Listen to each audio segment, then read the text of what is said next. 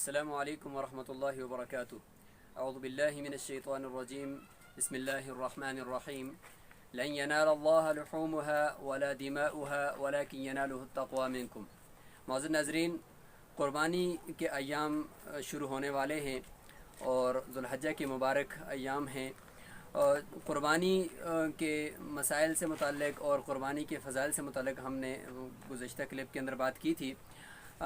آج ہم چاہتے ہیں کہ قربانی کے مزید کچھ مسائل اور ان میں جو پائے جانے والے ابہام ہیں ان کو دور کریں، اور ان کے لیے ہم آپ کے سامنے ایک آن لائن پریزنٹیشن لے کر آئے ہیں اور اس پریزنٹیشن کو ہم آپ کے سامنے پیش کریں گے انشاءاللہ. تو اس سے آپ کے کافی جو اشکالات ہوں گے، اعتراضات ہوں گے، وہ دور ہو جائیں گے. تو آئیے ہم اس پریزنٹیشن کی طرف چلتے ہیں اور اس کو سمجھنے کی کوشش کرتے ہیں. تو ناظرین، آئیے ہم پریزنٹیشن شروع کرتے ہیں. تو یہ قربانی سے متعلق پریزنٹیشن ہے. ہم اس پریزنٹیشن کے اندر ان 8 نکات کے اوپر بات کریں گے: قربانی کی تاریخ، شرعی حیثیت، کس پر واجب ہے اور نصاب، شرائط، قربانی کا وقت اور عیوب جو جانور کے اندر ہوتے ہیں جس کی وجہ سے قربانی کرنا پھر اس کی درست نہیں ہوتی، اور متفرق کچھ مسائل کے اوپر ہم بات کریں گے. قربانی کی تاریخ سے متعلق اگر بات کریں تو قربانی کی تاریخ اتنی قدیم ہے جتنی خود انسان کی تاریخ قدیم ہے. حضرت آدم علیہ السلام کے بیٹوں حابیل اور قابیل نے برگئے خداوندی میں قربانی پیش کی تھی، جس کا ذکر خود قرآن مجید میں ہے. حضرت نوح علیہ السلام نے ایک مذبح بنایا تھا جس میں وہ بہت سارے جانور اللہ کے نام پر قربان کرتے تھے. حضرت ابراہیم علیہ السلام بھی جانوروں کی قربانی کیا کرتے تھے. تو رات میں حضرت یعقوب علیہ السلام کی قربان گاہ کا تذکرہ ملتا ہے. شریعت موسویہ میں قربانی کی اتنی ہی اہمیت حاصل رہی ہے کہ یہاں یوں معلوم ہوتا ہے کہ اس سے بڑھ کر کوئی اور اہم اور افضل عبادت ہے ہی نہیں. اسلام اور قربانی. اسلام نے قربانی کو ایک مذہبی شعار قرار دیا ہے. قرآن و حدیث کتب فقہ اس کے احکام سے بھری پڑی ہیں. قرآن میں متعدد جگہ قربانی کا ذکر ہے، جن میں سے بعض جگہ یہ وضاحت کی گئی ہے کہ قربانی کو اللہ پاک نے ہر امت کے لیے مذہبی عبادت بنایا ہے، اور بعض جگہ حضور صلی اللہ علیہ وسلم کے واسطے سے امت کو قربانی کرنے اور نماز عید پڑھنے کا حکم دیا ہے.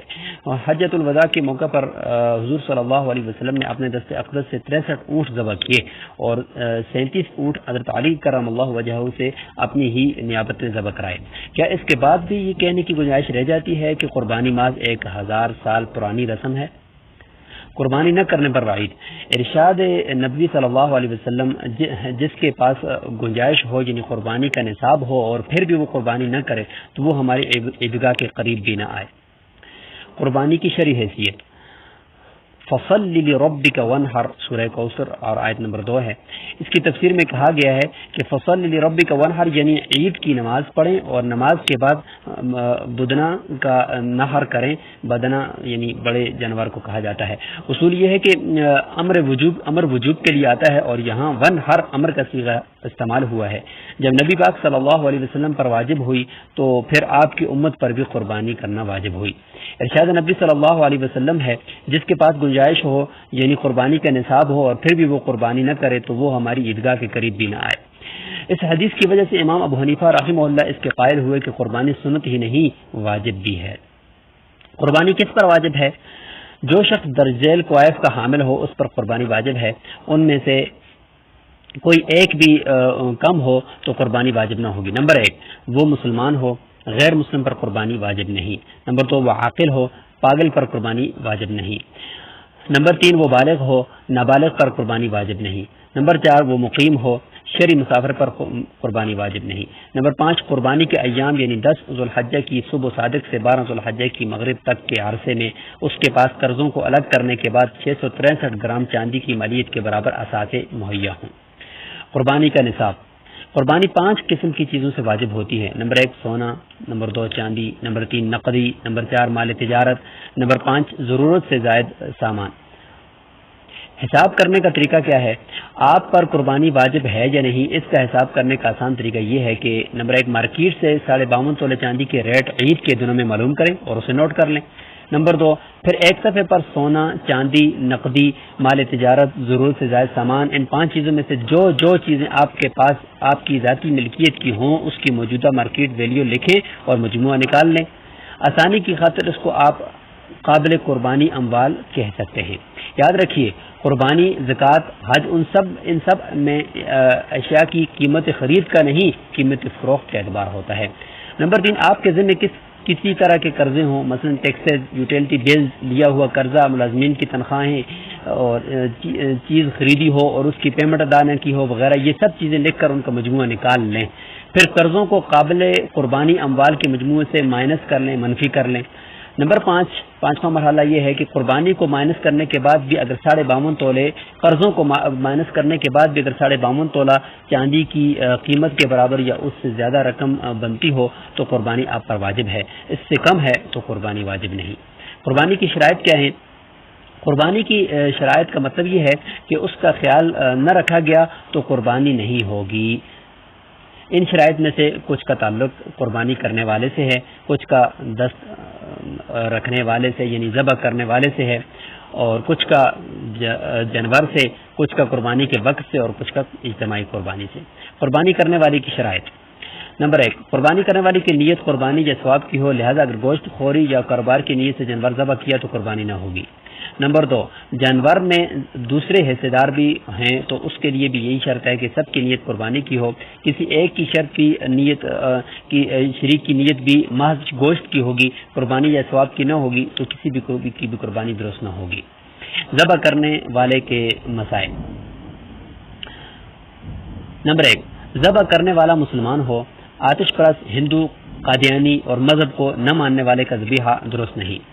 نمبر 2، ذبح کرنے والا شخص مسلمان ہو تو وہ شرکیہ یا ملحدانہ عقائد نہ رکھتا ہو۔ ذبح کرنے والا مسلمان شخص ایسا کوئی عقیدہ رکھتا ہو تو جانور حرام ہو جاتا ہے۔ نمبر 3، جو یہودی یا عیسائی دہریہ عقائد کے حامل ہوں تو ایسے یہودی یا عیسائی کا ذبیحہ بھی حرام ہے۔ نمبر 4، ذبح کرنے والا اللہ کا نام لے کر جانور ذبح کرے، مثلا بسم اللہ کہے۔ اگر جان بوجھ کر اللہ کا نام نہ لے یا غیر اللہ کے نام پر کوئی شخص جانور ذبح کرے تو جانور حرام ہے۔ نمبر 5، کم از کم 3 رگیں کٹ جائیں، 3 سے کم رگیں کٹنے کی صورت میں جانور حرام ہو جاتا ہے۔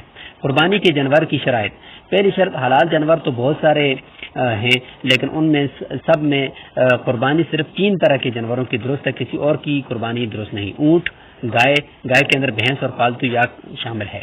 نمبر 3، بکری کے اندر دمبا، بھیڑ اور مینڈا شامل ہے۔ دوسری شرط، جانور کے اندر ایسا عیب نہ ہو جس کی وجہ سے قربانی نہیں ہوتی۔ تیسری شرط، جانور جنگلی نسل سے نہ ہو، جنگلی نسل کے جانور کی قربانی درست نہیں، نیل گائے کی قربانی درست نہیں کیونکہ وہ جنگلی ہے۔ چوتھی شرط، جانوروں کی عمریں، اونٹ یا اونٹنی 5 سال کی ہونی چاہیے، گائے بھینس 2 سال کی ہونی چاہیے، بکرا بکری 1 سال کا ہونا چاہیے، بھیڑ دمبا 1 سال، اگر صحت مند ہو تو 6 ماہ۔ قربانی کا وقت: نمبر 1، قربانی کے 3 دن 10، 11 اور 12 ذوالحج سے قربانی کی جائے، ان میں سے کسی ایک دن میں قربانی کی جائے۔ 13 ذوالحج کے دن قربانی مسلک حنفی کے مطابق درست نہیں۔ ایک ملک کے مسلمان نے دوسرے ملک میں قربانی کروائی ہو تو اس کی قربانی صحیح ہونے کے لیے یہ ضروری ہے کہ دونوں جگہ قربانی کا دن ہو۔ مثلا سعودی باشندہ پاکستان میں قربانی کروائے تو ضروری ہوگا کہ پاکستان کے وقت کے مطابق 11 ذوالحج تک اس کی قربانی سے اس کی طرف سے قربانی کر لی جائے، کیونکہ یہاں کی 11 سعودیہ کی 12 ہوگی جس کے بعد وہاں عید ختم ہو جائے گی۔ اور اگر اس کے برعکس ہو، مثلا اگر قربانی کرنے والا کسی ایسے ملک میں ہو جہاں عید بعد میں شروع ہوتی ہے، ابھی وہاں عید کا دن شروع نہیں ہوا اور یہاں ان کے وکیل نے ان کی قربانی کر دی تو ان کی قربانی ادا نہ ہوگی۔ نمبر 2، 10 ذوالحج کے دن شہروں میں نماز عید کے بعد قربانی کی جائے، دیہاتوں میں صبح صادق کے بعد بھی قربانی جائز ہے۔ اگر شہر میں کسی نے نماز عید سے پہلے قربانی کر لی تو قربانی نہیں ہوئی۔ ہاں، اگر کسی نے ایسا کیا کہ شہر میں رہتا ہے لیکن قربانی دیہات میں صبح صادق کے بعد کروا لی تو قربانی درست ہے۔ اجتماعی قربانی کی شرائط: بڑے جانور میں 7 سے زائد حصے نہ ہونا، اگر ایک بڑے جانور میں 7 سے زائد حصے رکھ لیے تو کسی کی قربانی ادا نہ ہوگی۔ نمبر 2، کسی بھی حصہ دار کا شرکیہ، کفریہ یا زندقہ یا ملحدانہ عقائد والا نہ ہونا۔ ایسے عقیدے والا کوئی بھی شخص شریک قربانی ہو گیا تو تمام حصہ داروں کی قربانی غارت ہو جائے گی۔ نمبر 3، جان بوجھ کر کسی ایسے شخص کو حصہ دار نہ بنانا جس کی کل یا اکثر آمدین حرام کی ہو، یہی مشہور ہے اور اسی میں احتیاط ہے۔ عیوب جو جواز کے معنی ہیں اور جو معنی نہیں ہیں، یعنی جانور کے اندر کون کون سے عیب قربانی سے معنی ہوتے ہیں اور کون سے نہیں، ان درجہ جانوروں کی قربانی درست نہیں۔ نمبر 1، حادثاتی طور پر ایک سینگ یا دونوں سینگ جڑ سے اس طرح ٹوٹ گئے ہوں کہ اس کا اثر دماغ تک پہنچ گیا ہو، پیدائشی طور پر دونوں یا ایک کان بالکل نہ ہو۔ نمبر 3، دانت نہ ہو اور چارہ بھی نہ کھا سکتا ہو۔ نمبر 4، گائے میں 2 تھن اور بکری میں 1 تھن سوکھا ہوا یا کٹا ہوا ہو، اسی طرح گائے کے 2 تھنوں کی گھنڈیاں اور بکری کے 1 تھن کی گھنڈی کٹ گئی ہو۔ نمبر 5، ایسا لنگڑا جانور جو چلتے وقت کسی ایک پاؤں سے بالکل سہارا بھی نہ لے سکتا ہو۔ نمبر 6، اتنا کمزور جانور کہ اس کی ہڈیوں میں گودا نہ ہو۔ نمبر 7، مکمل اندھا یا کانا جانور یا جس کی 1 آنکھ کی بینائی بالکل نہ ہو۔ نمبر 8، گائے کی زبان نصف سے زیادہ کٹی ہوئی ہو، تہائی اور تہائی سے زیادہ کا فتویٰ بھی ہے۔ نمبر 9، کان نصف سے زیادہ کٹا ہوا ہو، تہائی اور تہائی سے زیادہ کا فتویٰ بھی ہے۔ نمبر 10، دم نصف سے زیادہ کٹی ہوئی ہو، تہائی اور تہائی سے زیادہ کا فتویٰ بھی ہے۔ ناک کٹ چکی ہو۔ نمبر 12، پیدائشی طور پر دم نہ ہو۔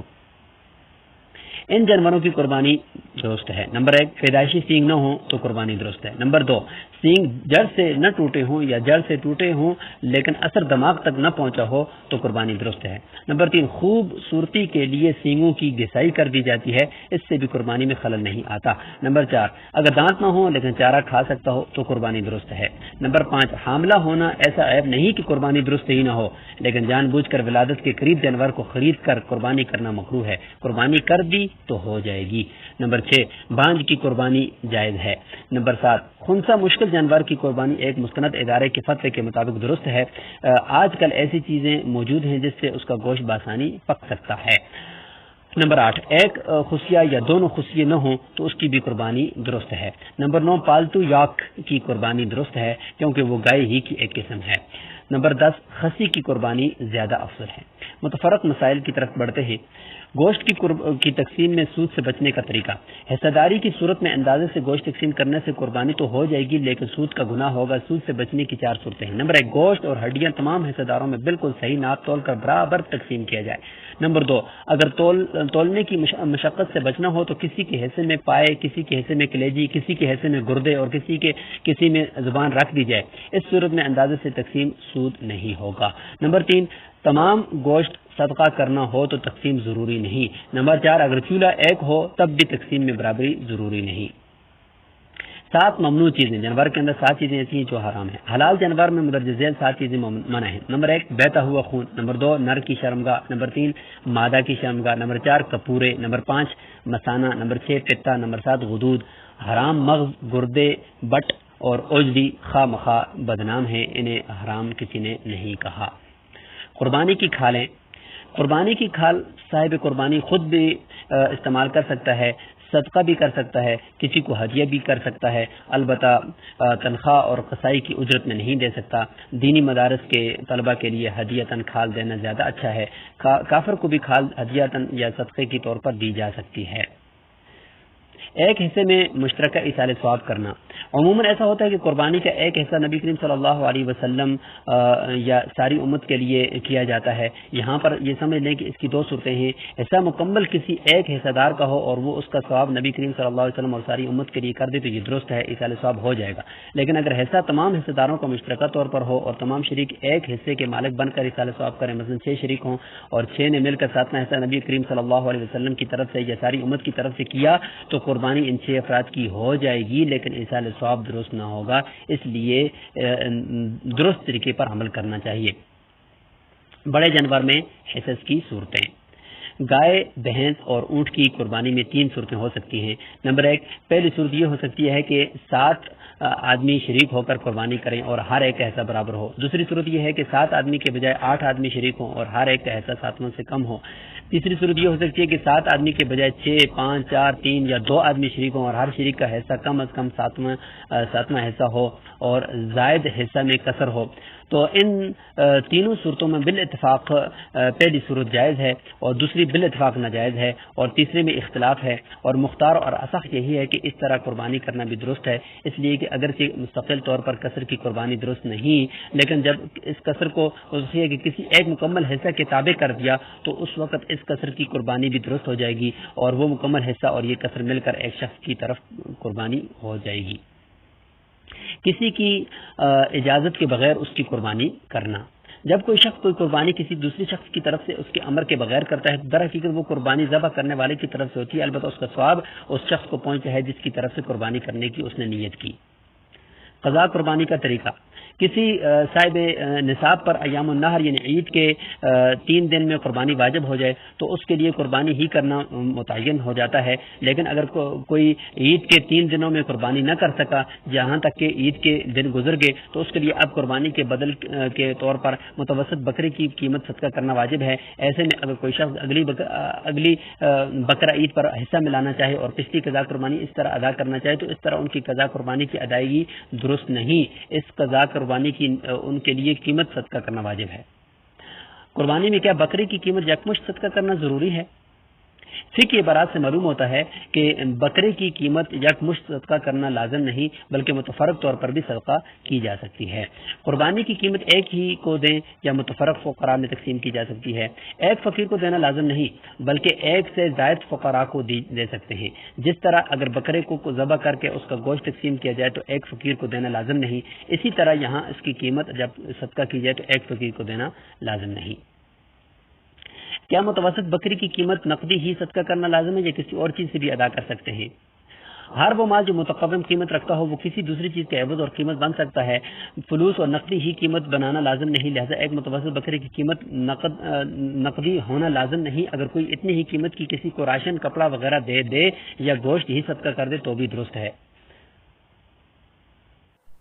تو یہ تھی ہماری آج کی پریزنٹیشن اور اس میں آپ نے بہت کچھ سیکھا ہوگا امید ہے کہ، اور اگر کوئی پھر بھی آپ کو کوئی اشکال ہو کوئی سوال ہو تو آپ کمنٹ میں ہمیں بتا دیں، انشاءاللہ ہم اس کو بھی تسلی بخش آپ کو جواب دینے کی کوشش کریں گے۔ اللہ تعالیٰ سے دعا ہے کہ اللہ تعالیٰ ہمیں اس مبارک عمل کی قدر کرنے کی توفیق نصیب فرمائے اور خیر و عافیت کے ساتھ ہمیں اس سنت ابراہیمی کو بجا لانے کی توفیق نصیب فرمائے۔ السلام علیکم ورحمۃ اللہ وبرکاتہ۔